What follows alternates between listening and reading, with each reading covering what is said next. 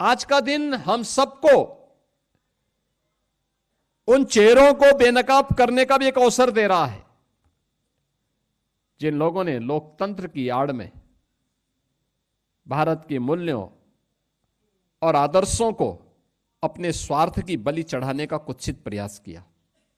यही तो कांग्रेस करती रही और आज भी उसी मार्ग पर कांग्रेस हो या समाजवादी पार्टी हो या आरजेडी हो या उनके सहयोगी दल हो, उसी मार्ग का अनुसरण कर रहे हैं। कैसे कांग्रेस ने 25 जून 1975 के बाद लगातार न केवल विधायिका को बल्कि न्यायपालिका और कार्यपालिका के अधिकारों को बंधक बना दिया था। मीडिया जो लोकतंत्र के चतुर्थ स्तंभ के रूप में मानी जाती है, सेंसरशिप के माध्यम से उनकी बिजली काट दी गई। उस समय विजुअल मीडिया नहीं था, सोशल मीडिया नहीं था, लेकिन प्रिंट मीडिया की प्रिंटिंग के मार्ग में कैसे बाधाएं खड़ी करने का प्रयास किया था। जनसत्ता के बारे में कहते हैं, उन्होंने जो अपनी पूरा संपादकीय कॉलम था ब्लैंक छोड़ा था, विरोध में ब्लैंक छोड़ा था। कुछ समाचार पत्रों ने काले पृष्ठों के साथ अपना पूरा ब्लैंक पेपर बाहर भेजा था, पब्लिक के सामने पहुंचाया था विरोध दर्ज करने के लिए। लेकिन उस समय भी बहुत सारे लोग ऐसे थे जो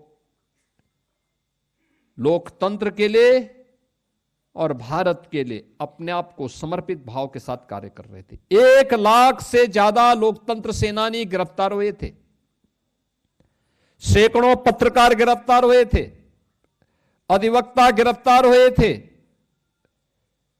समाज के अलग अलग तबके के लोग, क्या चिकित्सक, क्या शिक्षक, क्या अधिवक्ता,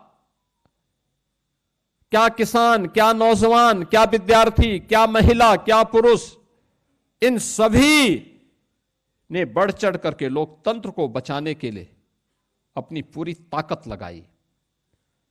और आज उसी का परिणाम है कि भारत का लोकतंत्र फिर पूरी बुलंदियों के साथ आगे बढ़ रहा है।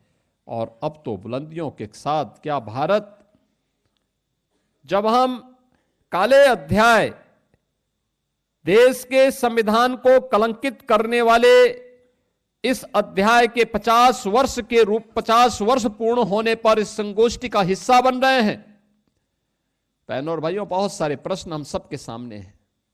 और प्रश्न वही, क्या उस कांग्रेस को, उस समाजवादी पार्टी को, उस आरजेडी को, जिन्होंने संविधान का गला स्वयं घोंटा था और जब भी अवसर मिला परिवारवाद के लिए, सत्ता स्वार्थ के लिए, संविधान का गला घोंटने में किसी प्रकार की कोई कोताही नहीं बरती, क्या उनको संविधान की दुहाई देने का कोई अधिकार है या नहीं है?